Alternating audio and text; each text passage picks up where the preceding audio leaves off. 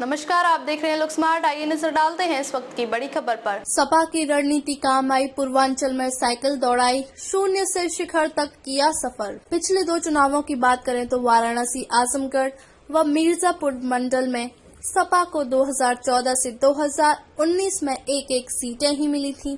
पिछले चुनाव में जीती आजमगढ़ सीट भी उपचुनाव में भाजपा के खाते में था।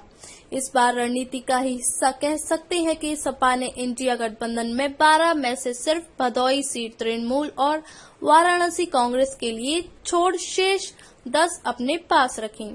लोकसभा चुनाव के नतीजों में इंडिया ने प्रदेश भर में अपनी ताकत दिखाई, लेकिन पूर्वांचल की 12 सीटों पर नतीजे सियासी गलियारों की हवा परखने वालों के लिए भी चौंकाने वाले रहे।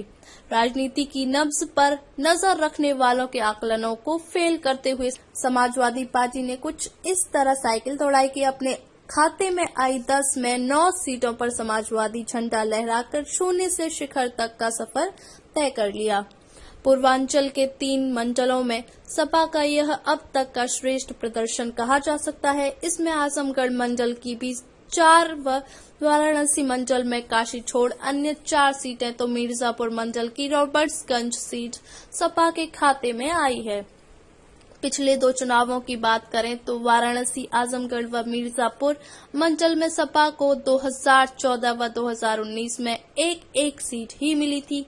पिछले चुनाव में जीती आजमगढ़ सीट भी उपचुनाव में भाजपा के खाते में जाने से सपा का हाथ खाली था। इस बार रणनीति का ही हिस्सा कह सकते हैं कि सपा ने इस बार इंडिया गठबंधन में 12 में से सिर्फ भदोही सीट तृणमूल और वाराणसी कांग्रेस के लिए छोड़ शेष 10 अपने पास रखी। प्रत्याशी चयन में सर्व समाज पर नजर रखते हुए समीकरणों का ध्यान रखा। MY नजर भी आया तो सिर्फ आजमगढ़ की अपनी सीट पर और दूसरी गाजीपुर में मुख्तार परिवार को लेकर। इसमें बेस वोट बैंक को जोड़े रखने और बिखराव को रोकने का प्रयास भी दिखा। यह आजमगढ़ में उपचुनाव में मिले झटके को बेखटके कुज्जू जमाली को अपने पाले में लाने की कवायद में भी दिखा।